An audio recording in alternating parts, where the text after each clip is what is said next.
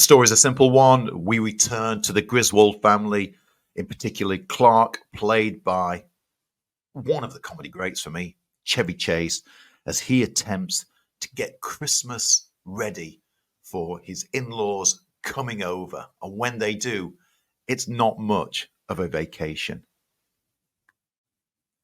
That's about it, isn't it, really? Yeah, I think that pretty much sums it up. I mean, this is a film that was based on John Hughes' short story, Christmas 59, that was published in National Lampoon magazine.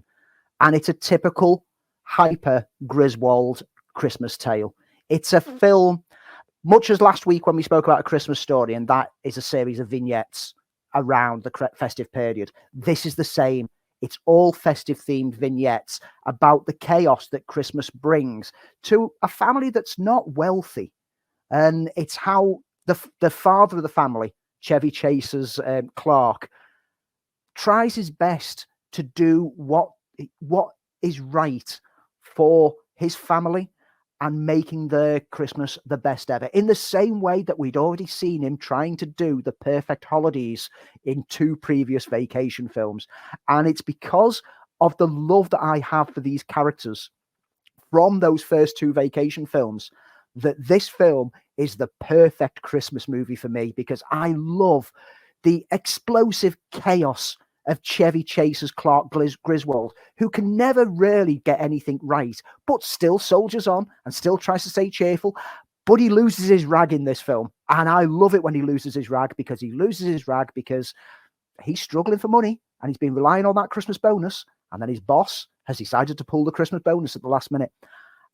This is everything that I love and hate about Christmas shown on screen in a perfect way for someone who can... It's a more cynical approach, isn't it, Andy? It is. It's perfect for me, because whilst it does celebrate Christmas overall, and it's all about the bringing of the family together, and ignore all the lights, ignore all the gloss, ignore all the family, all the food, etc. If you can't get that right, as long as the family are all together, that's what really matters. And that's the underlying message in this. And that's how I feel about Christmas. I don't care about all the flashiness. I don't care about all this. It's just about bringing the family together. But you always try to do the best Christmas you can, no matter what resources you've got. And this, Clark Griswold is, referring back to previous episodes again, one of our questions of the week was when you see yourselves reflected in characters on screen. And I see myself in Clark Griswold so often, for good and for bad. I mean, I am that kind of dad. I am that dad who will try his best and try to be good-natured, but will keep making mistakes, but will soldier on and still keep the family unit, no matter how dysfunctional it is, together. And throwing that into a Christmas setting is perfect. I'm going to be perfectly honest. I love John Hughes. I think John Hughes was a writer who wrote from the heart. I don't always like all of his movies, but I always liked what he tried to do. And some of my all-time favorite movies are John Hughes movies. He had a very distinctive voice. I love Chevy Chase. I know Chevy Chase can be problematic. The first Fletch film in particular, I think, is his tour de force. Caddyshack is great in. And I enjoyed him, especially in the first National Lampoon Vacation movie, which I thought was brilliant and can watch time and time again. Second one, not so much. But the third one, I do enjoy it. I don't love it. It's not a perennial favorite. If it's on TV, we'll watch it. And I think it's one of those films that I've watched at various places to start it. It might have been on for 10 minutes. It might have been on for half an hour. And I'll pick it up and enjoy it because I like that family. I like Beverly D'Angelo. I think she's much underrated in these films because I think she's the heart of the films. Yeah. And I love Chevy Chase. This one I just get by with. I think it's perfectly adequate. There's nothing I love about it, but there's nothing I really dislike about it, apart from the fact that the films got sillier and sillier as they went on. But the fact that John Hughes returned, and he said himself, the studio came to him and begged him for another one. And he only agreed because we had this story, the one that Andy mentioned, the Christmas 59. And those films have become a little more than Chevy Chase vehicles. But he got that story and he wanted to invest some time in it. Initially, Chris Columbus was to direct, but due to, shall we say, a clash between him and Chase, Columbus left the film, was replaced by his name. I can. Jeremiah S. Chechik. And was replaced by Jeremiah S. Chechik, who incidentally went on to do the Avengers film, the notorious Avengers film, not the Marvel one, folks. The John Steed Avengers. The John Steed one, yes. And Columbus.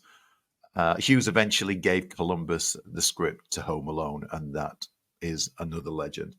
But you know what? It's just totally inoffensive, and I will watch it. And it's not perfect. It's enjoyable, and it passes an hour, and that's probably the best I can get. There are plenty of good laughs in it. There are nice little scenes in it. Chevy Chase broods perfectly. I think I've had too much of Randy. I've had too much of Randy Quaid by the time we get to this film, but it's just to say it's one of those little Christmas treats that, if you have too much of it, it becomes it makes you want to run to the loo and poo a lot. No, I can't really say that. You feel a little bit overstuffed by it. Yeah, I can see that. But I'm happy to be overstuffed by this at least once every year. I think it is. This is Chevy. I mean, Chevy Chase as Clark Griswold over the series of films is just immensely, hilariously, sardonically funny. And apparently Chase improvised a lot of his lines for this one. And you kind of get that because it feels at times that he's riffing on ideas. There is like the scene when he's ranting about his boss and calling him all kinds of names. He improvised around it, but apparently all the members of the cast had a name on the hung around their neck for him to riff on. So like a different insult, he'd look around them and like see a different insult and then just start playing around that idea. And I think that adds to the energy of it because Chevy Chase, despite all his problems that he has in the real world and how controversial he can be opinion wise, he's genuinely a funny guy. Yes. Beverly D'Angelo, like you said, she's marvelous throughout these films. She is the heart of the Griswold family. I love the fact that it's become a running joke by this point as well, that the kids, Audrey and Russ, are played by different cast members every film. And this continued on to the next film, Vegas Vacation, that they were replaced again. Because in this one, we get Juliette Lewis and Johnny Galecki. We'd already had Dana Barron and Dana Hill playing Audrey in previous films. And we had Anthony Michael Hall and Jason Lively in previous films. It just becomes a running joke that their kids just keep changing. And they don't even get replaced by someone who looks like the original actor. It's blatant changing. And I can't help but think that this is a deliberate stab at various soap operas of the time or like sitcoms that kept doing this and replacing cast members thinking that no one would notice. And I think that it's been a deliberate National Lampoon thing to just go, let's just keep replacing them.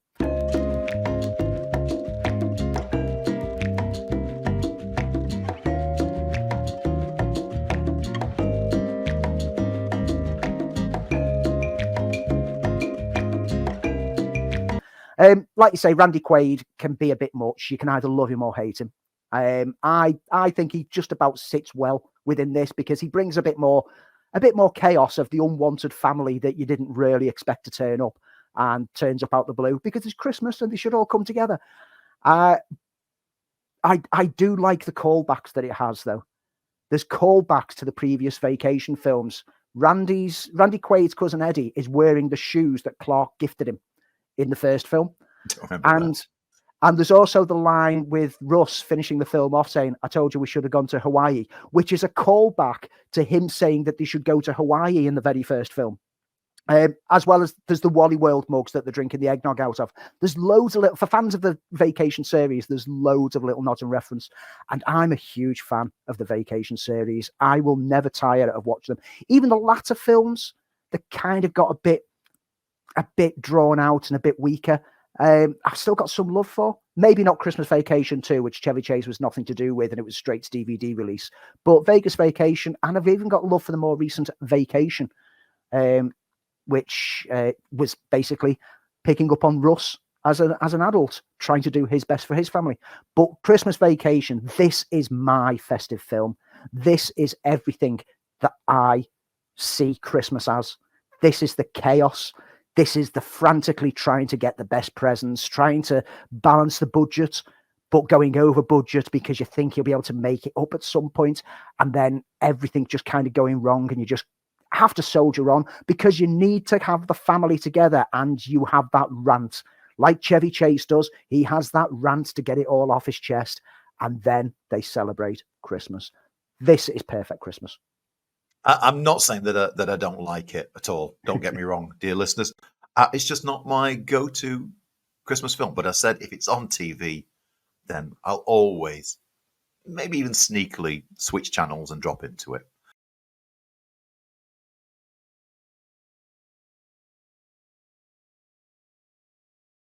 Let's take you back to 1984 and follow the life of a boy who inadvertently breaks 3 important rules. No water, no food after midnight, and no bright light, because you're going to get gremlins. What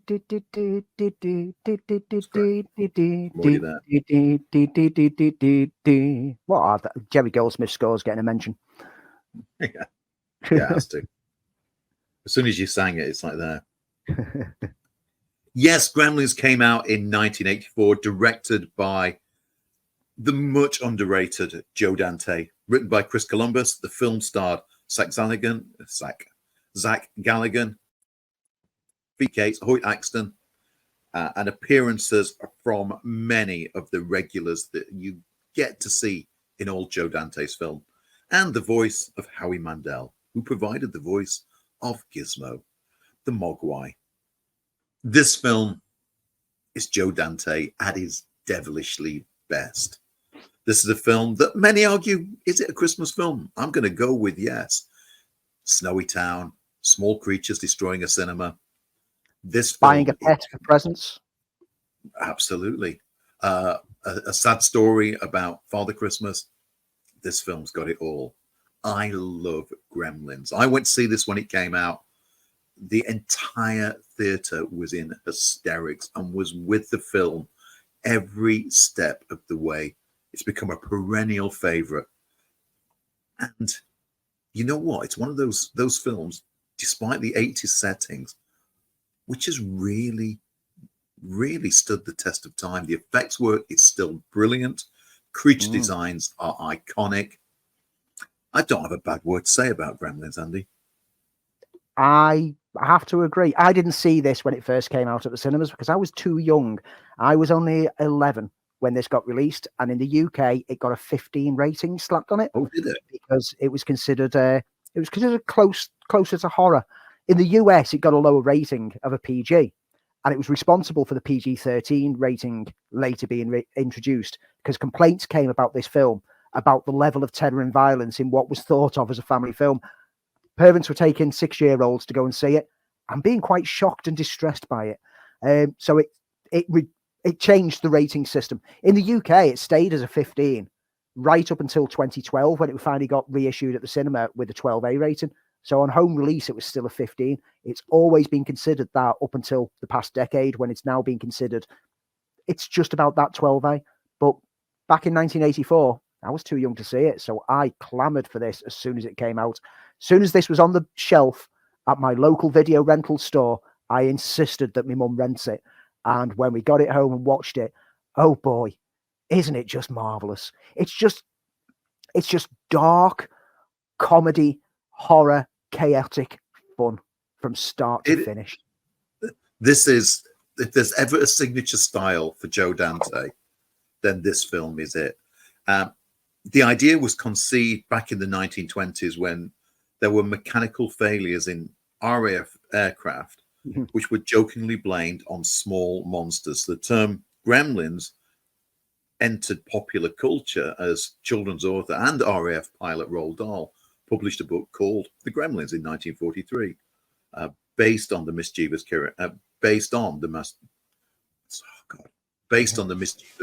creatures. Walt Disney considered making a film of it. There was a Bugs Bunny cartoon from that era called Falling Hair, which saw him battling a gremlin on an aeroplane. There was also a deer. Oh, no, there was the Dan O'Bannon, wasn't there? There was a Dan O'Bannon story in the Heavy Metal movie, which was all about gremlins. Joe Dante had read the Gremlins and said the book was some of the influence for the film. Yep. I mean, like you said, this is a perennial festive favourite. Like I've hinted, it's so to do with Christmas because it's all about the perils of buying a pet as a present and what can go wrong. You know, a dog's not just for Christmas; it's for life. You need to think about this. You'd never give presents of live animals, and this plays on that idea. You buy a pet because Billy Peltzer's dad, looking for that perfect present for his kid, brings him a mogwai. A mogwai that has three strict rules. Don't feed him after midnight, don't get him wet, and don't expose him to direct sunlight. And all those rules get broken to disastrous effects, resulting in devilish gremlins going around and causing chaos and carnage. Now, this was originally planned to be a lot darker and a lot closer to horror. It was originally going to be really, really over the top darkness. You know, there's various changes that were made to the script during pre-production. Once Dante came on board, he asked for various revisions to get done to the script because it was he wanted the satire in there. He wanted to have a feeling of hope in there, and he didn't want it to go completely down the bleakest routes. Some changes included the introduction of Stripe as the head bad gremlin, because initially Gizmo himself was supposed to turn bad. Billy's mother was supposed to have been getting killed in the film, and the dog was supposed to get eaten by gremlins. All far too dark. Dante was like, rein it back a bit. This can be something different. Kate's story of why she hates Christmas was also felt by the studio to be dark, but that's one that Joe Dante fought to keep in, and Spielberg allowed him to keep it in the film, as he said it was Dante's vision. It's interesting to say that Spielberg was like basically championing this film, because as producer, it doesn't feel very much like Spielberg's production credits around that time always had that feel of Spielberg. The Goonies feels like a Spielberg film. Back to the Future. You know, Poltergeist, we've spoken about on the show, that felt more Spielberg as a result of his involvement. But with this, it doesn't feel like it. It feels like a Joe Dante vision from start to finish, full of absolute fun, satirical, chaotic energy. And he gets the best out of his cast. Zach Gallagher and Phoebe Cates as Billy and Kate are just so likable. Really good chemistry. Yeah, they work together so well. And even on support roles, Corey Feldman as Pete is fun to watch. And Dick Miller in his turn as Murray makes an impact, even though he's only in a few scenes. Such an impact that he reprised his role to comedy effect in the sequel. But like you said, the puppets and the designs of the creatures, from the Mogwais through to the Gremlins themselves, that's what really stands up well. And rewatching this week, and I was expecting to kind of cringe at some of the effects, but even the scene when they're marching through the snow, the whole horde of gremlins, which is done stop motion, still looks absolutely, it looks great in the way that CGI from 10 years ago wouldn't. Yeah, no, I totally agree. There's a unique look to the Gremlins. I mean, Mogwai Gizmo is so cute, so lovable.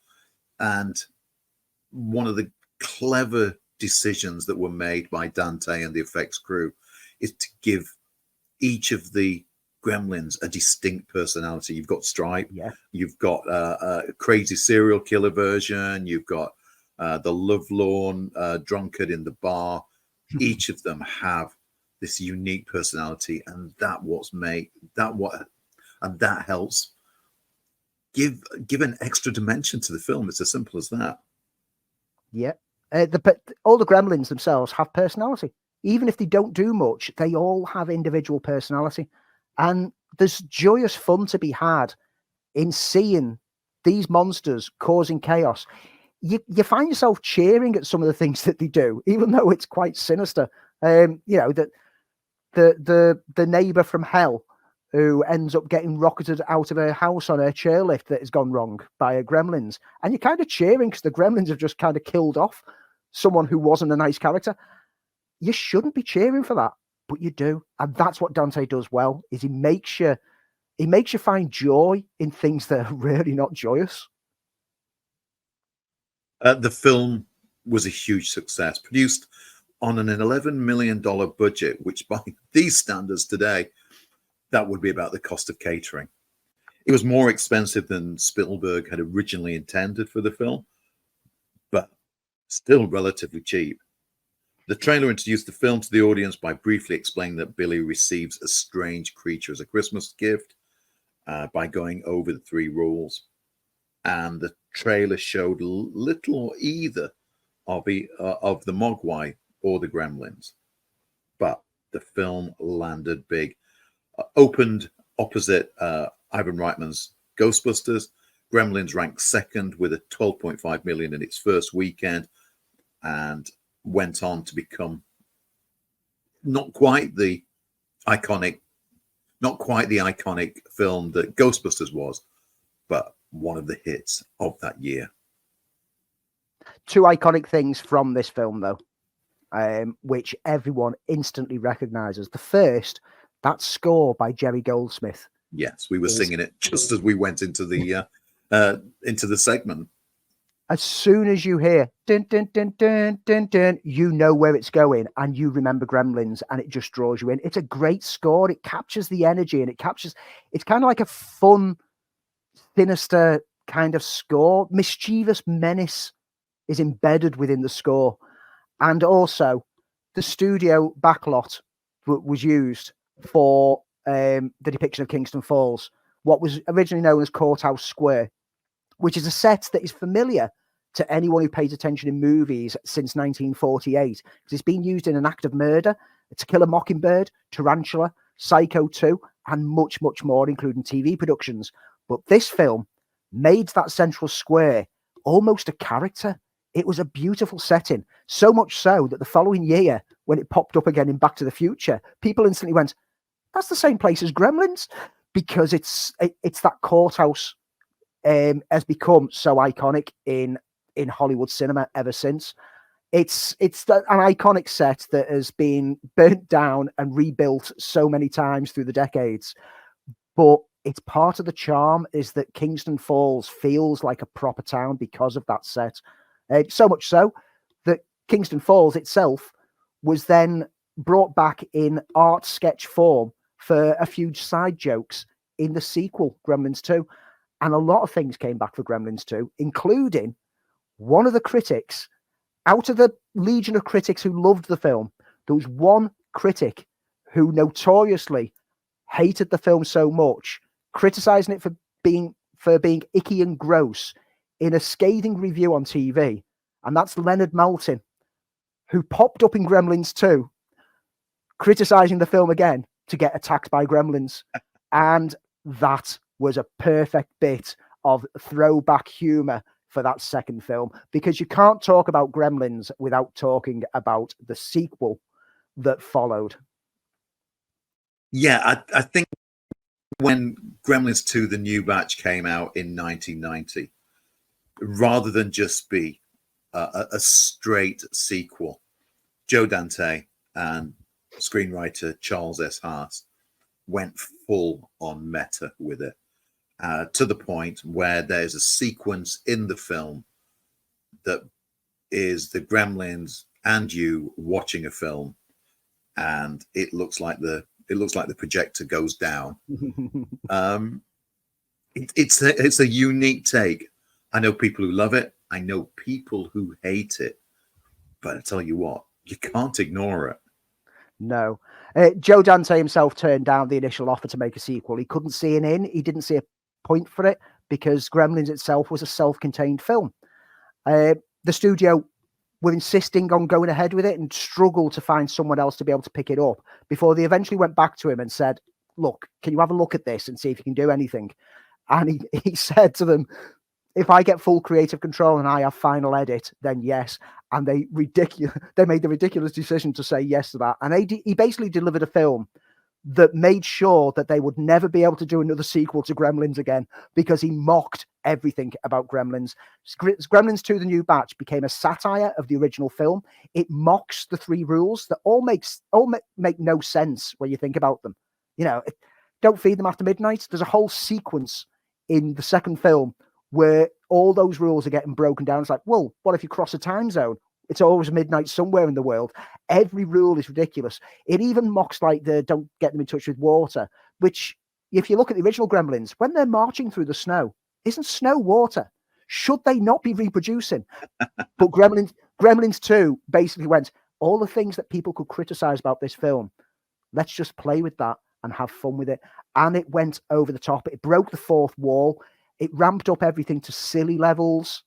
Like you say, there was the burnout at the midpoint of the film, which I remember seeing that on the big screen when it came out because I was old enough to see Gremlins 2 when that came out. And then on the VCR version when it came out, it was like the tape was getting chewed kind of effect. Oh, that's right. Yeah, of course. And they had John Wayne in that one, whereas the cinema one was Hulk Hogan ripping off his shirt and like threatening the Gremlins up in the projector booth to get the film back on, and then saying to the audience, "Sorry for the interruption, folks," and then it goes back to the film. It also threw in on the sequel the late great Christopher Lee in a perfect role as a sinister scientist who's been experimenting with things that creates a multitude of different gremlins. The second film I've got a lot of love for because I can see that Dante was just going, you know what? I'm going to have fun here. And he just goes wild. He goes wild. He throws everything at the wall, and most of it sticks really well. And he's mocking the film that he made in the first place. He even throws in another Kate disturbing scene, disturbing memory. Well, it was what someone dressed as Abraham Lincoln. She starts talking about like Abraham Lincoln. Don't talk to me about Lincoln, and then starts going on a story of like a flasher who was dressed as Abraham Lincoln, while everyone else is kind of going, "Oh dear," as though like she's constantly got these stories as to why you can't mention things around her. It's great. I love both these films. Gremlins is a perfect Christmas film. It's I totally agree. It's chilling. It's funny. It's chaotic. And Gremlins 2 is the perfect complement to it for me because it just has fun. I totally agree with everything you've said. I have so much love for this film. I see something new in it every time I watch it. I love the combination of comedy and horror. We talked about having snow on a film. The wintry setting helps make it a little bit more creepy. It's a perfect movie. It's got the singular vision of Joe Dante, a witty script by Chris Columbus. This was his first piece of work. It has enough magic from Spielberg when he was at his height from when he was at his height of being a great producer, let alone director. You can't match it. There has never been anything like it. There've been sort of rip-offs galore. Ghoulies, trolls, hobgoblins, the munches. None of those can shine a bright light on Gremlins. A third film has been touted over the last decade. Chris Columbus has apparently been trying to find the right approach throughout the past decade, but hasn't quite tapped it. And on his last update in 2020, he confirmed that they would, if they do go ahead with the third film, puppets would still be used and CGI would be avoided. Whether anything ever happens for that third film remains to be seen. Like I said, Gremlins 2, The New Batch pretty much made sure that you can't really take a Gremlins film seriously going forwards. And it's basically broke the franchise at that point. But what a great way to break the franchise.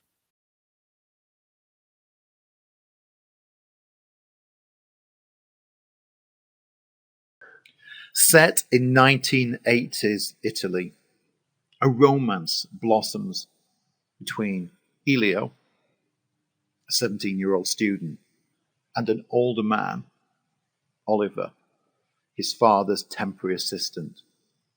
And although their relationship is temporary itself, Elio realizes his sexual orientation and comes to terms with his feelings.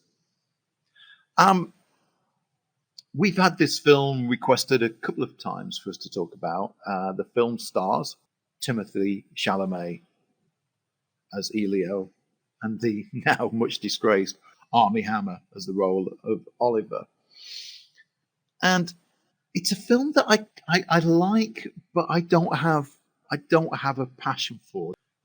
This was a film that was nominated for 4 Oscars in the 90th Academy Awards: Best Picture, Best Actor for the then 22-year-old Chalamet, and he was the 3rd youngest nominee in the category, and it won for Best Adapted Screenplay. It's a film that is earnest and very well done, but I cannot make an emotional attachment to it. It's as simple as that. I think it's beautifully acted. I think it's beautifully shot.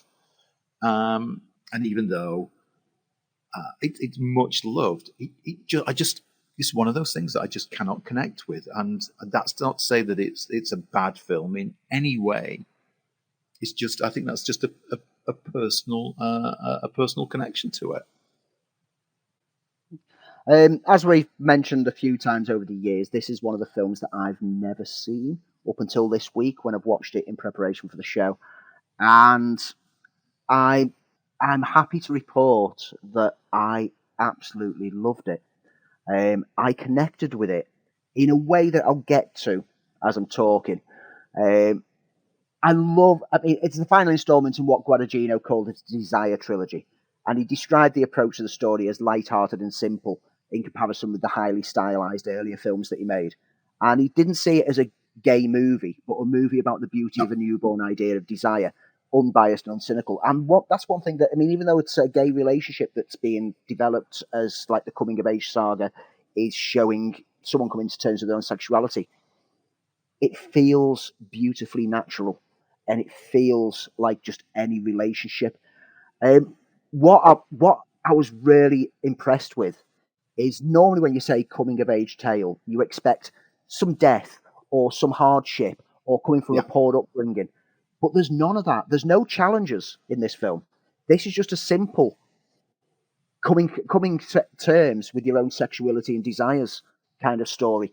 There's no protagonists.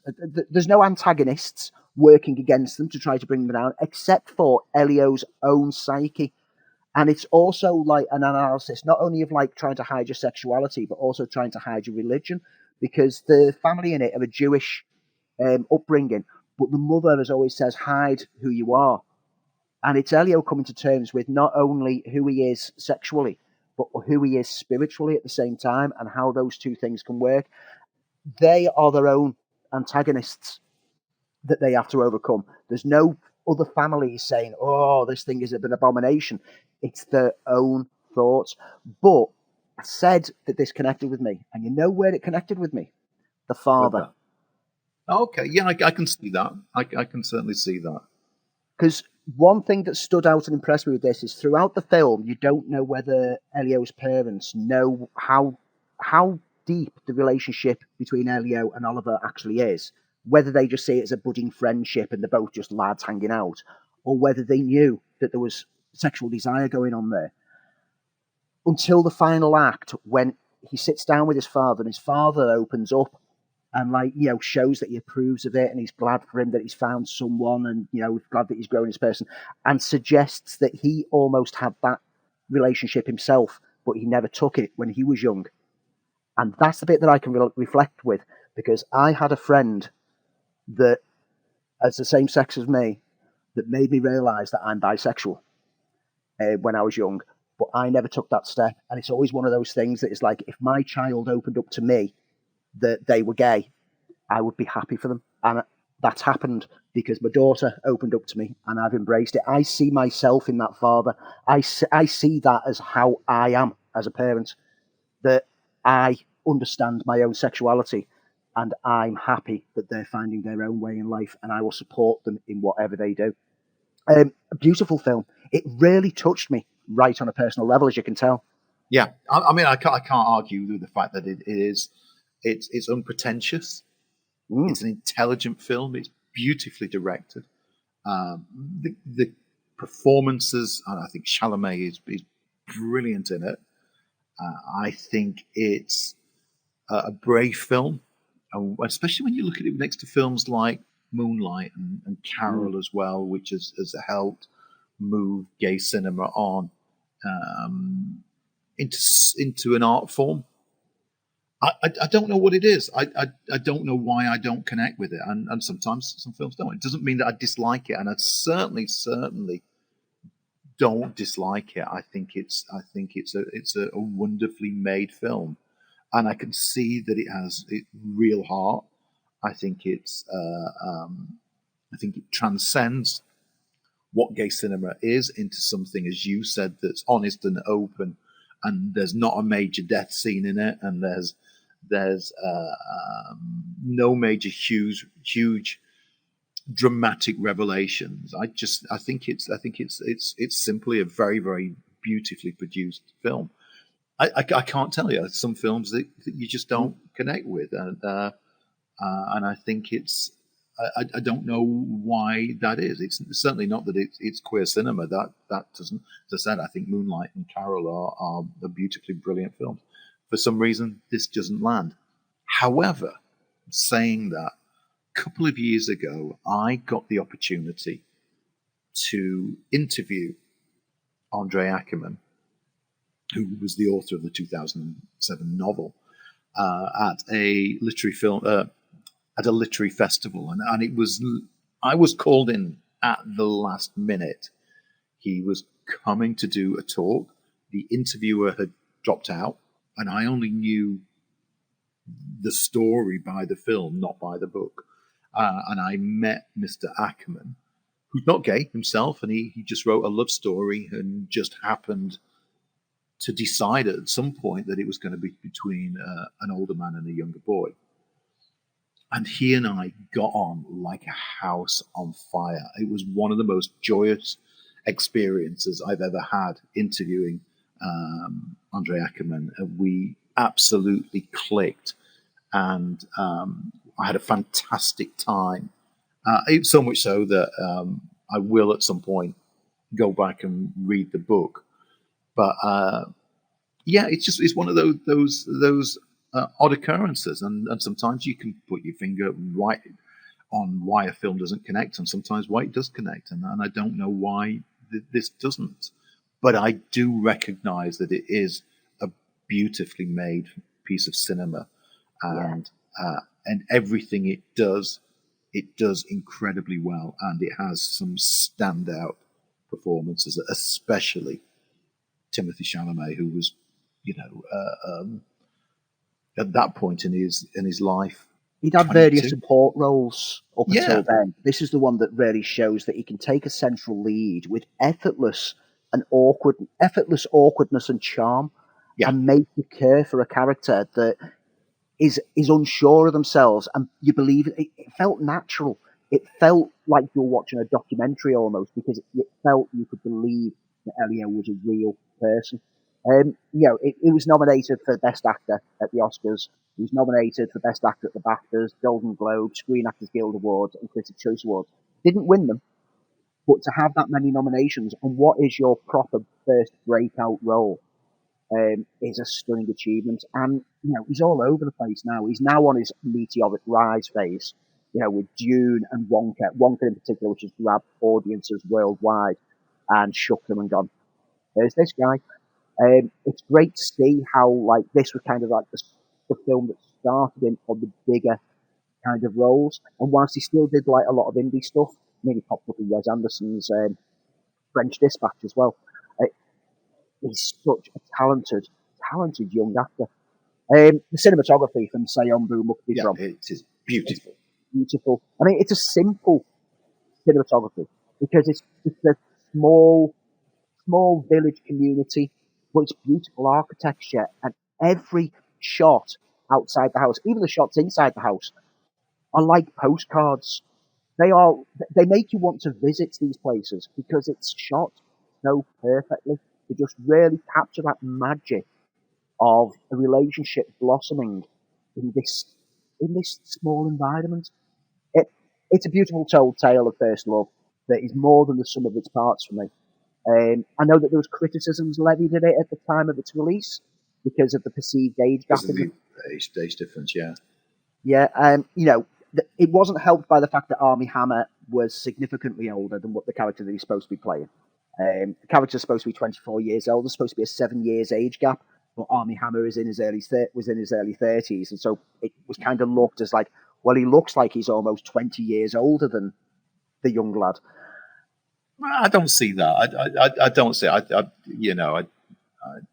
think that's a small critique. But the critics that had the problems with the idea of a 24-year-old dating a 17-year-old would hate my life, because I was a 24-year-old dating the woman who is now my wife and has been for the past 20 odd years. So these relationships can happen. They can work. You can connect across age divides. And it doesn't have to be fit. It doesn't have to come across as though you're dominating and creepy, because trust me, I don't wear the trousers in this household. I've seen that. That's true. What again? I just don't wear trousers. Guadagnino has deliberated over the idea of a sequel since the film's premiere at Sundance, when he said he realized the characters could go beyond the boundaries of the film. He'd hoped to make a sequel initially in 2020, telling the story of Oliver and Elio as they age, a little bit sort of a bit like Linklater's Before trilogy. Yeah, exactly what I was going to say. Was there a novel? There was, called Find Me. Yes. Yeah, Find Me. There was a novel called Find Me. Guadagnino had expressed interest in the politics of the 1990s, saying it's a time of the fall of communism and the start of a new world order, and that would be an interesting area to explore. However, Ivory appeared to be dismissive, saying about the idea of sequels, that's fine, good, but I don't know where they're going to get a 40-year-old Chalamet. Apparently, the idea is still out there, but at the moment, it hasn't moved any further than just being an idea.